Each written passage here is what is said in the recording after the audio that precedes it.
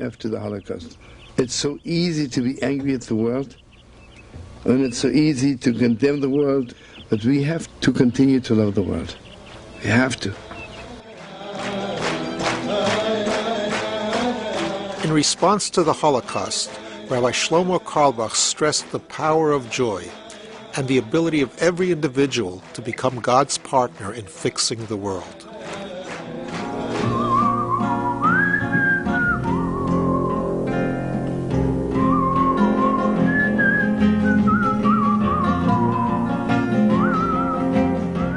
The most important thing today every person has to do is cleanse their hearts from anger. And the only way of getting rid of anger is when you fill your heart with a lot of joy. Carlebach was quite unorthodox for an Orthodox rabbi, giving up the pulpit to spread his message through music. While often at odds with the Jewish establishment, alienated young Jews of the 60s and 70s responded to his universal teachings, and he became known as the rebel rabbi of the Jewish counterculture.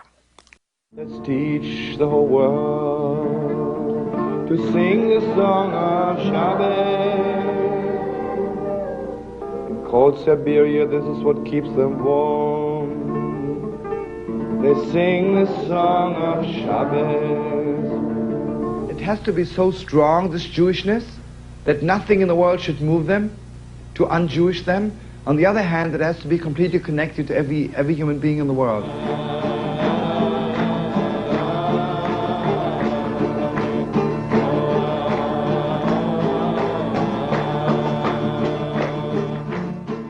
Shlomo had some way to electrify people and to inspire people. And he felt, one person at a time, he could change things. Slomo Carlebach and Richie Havens.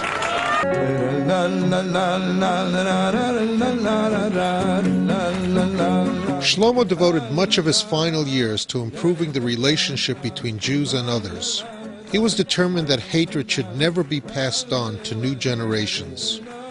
He gave this message to both Jews and non-Jews in such places as Israel, Russia, Germany, and Poland.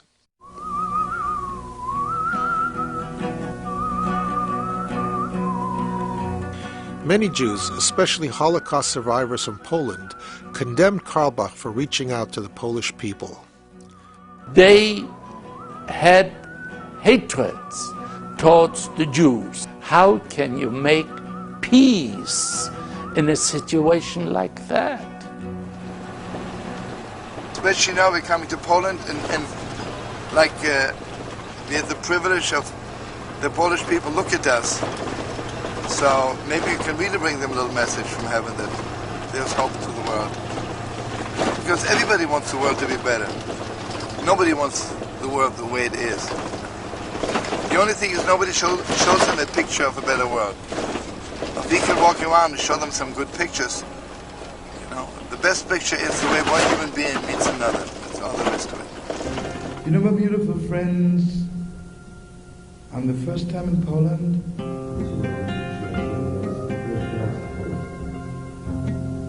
And I had the sad privilege to be in Majdanek.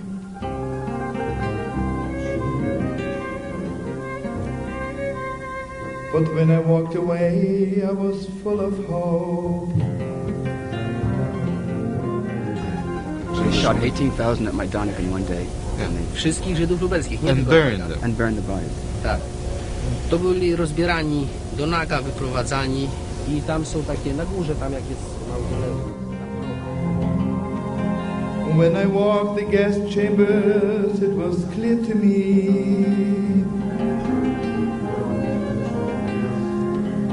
Dawn is breaking. I want you to know, beautiful friends, don't ever give up on the world. Don't ever give up on any human being, because we all are God's image.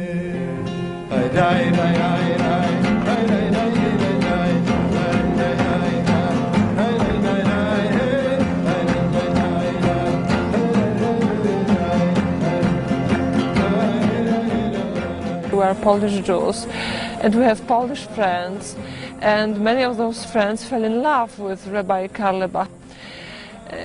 This is simply because of his message of love and peace, and it's not words like you read in a newspaper or statements made by politicians, but you feel it.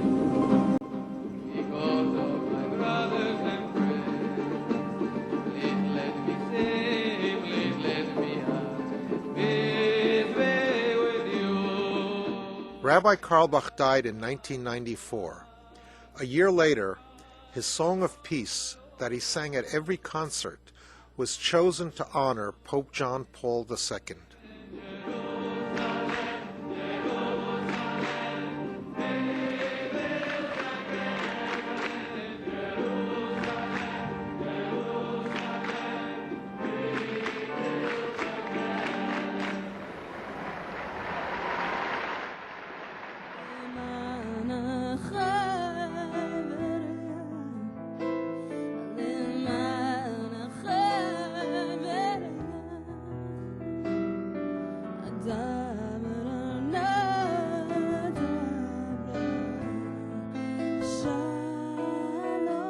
My father would have loved it. I think he would have loved just the feeling of the worlds coming together, because it's definitely what Martin Luther King was wanting to accomplish, and definitely what my father was wanting to accomplish.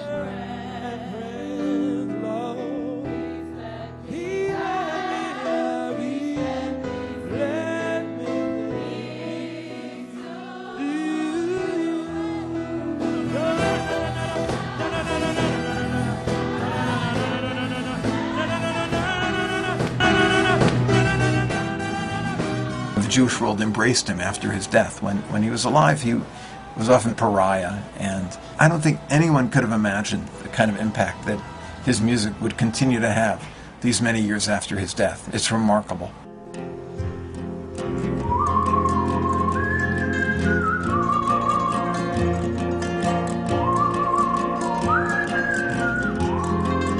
This person asked me, "What's your message?" So I said, "My message is nothing you don't know. The only thing is we got to do it. Everybody knows that we never do it. My message is that there's one God and we have one world. We all are brothers and sisters." For Religion and Ethics News Weekly, this is Menachem Down.